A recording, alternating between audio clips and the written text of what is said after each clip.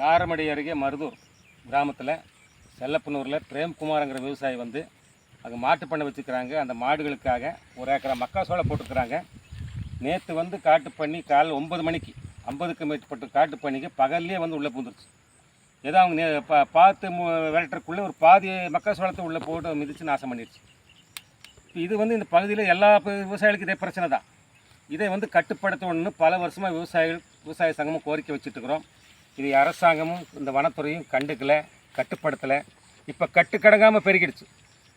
பிரச்சனையும் கட்டுக்கடங்காமல் போயிட்டுருக்குது.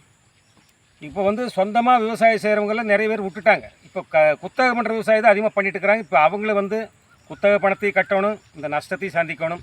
நீ அவங்களும் கொஞ்ச நாள் இந்த விவசாயம் செய்ய முடியாமல் போயிடும். ஆகவே வந்து இந்த விவசாயிகளுக்கு பிரச்சனையை விவசாயிகளையும் இந்த அரசாங்கம் கண்டுக்கலைங்கிறது எங்களுடைய குற்றச்சாட்டு.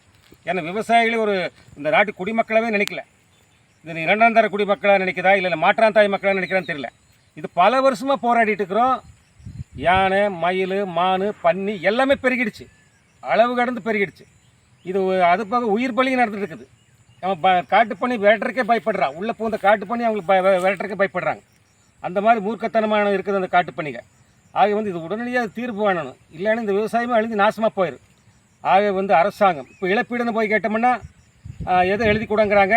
அது எத்தனை வரும் எப்போ வருவோன்னு தெரியாது. இப்போ அதனால் நிறைய பேர் இழப்பீடுக்க போகிறதில்ல. ஏதோ பிச்சை போடுற மாதிரி, பிச்சை எடுக்கிற மாதிரி இருக்குது இந்த இழப்பீடு கேட்க போனால். ஆகவே வந்து அரசாங்கம் இந்த இழப்பீடுங்கிற தீர்வல்ல, எனக்கு நிரந்தர தீர்வு வேணும். இந்த காட்டு பணி கட்டுப்படுத்தி ஆகணும். ஒன்று நீயா வந்து அதை கொல்லணும், இல்லைன்னா விவசாயிகளுக்கு கொள்ள அனுமதி கொடுக்கணும்.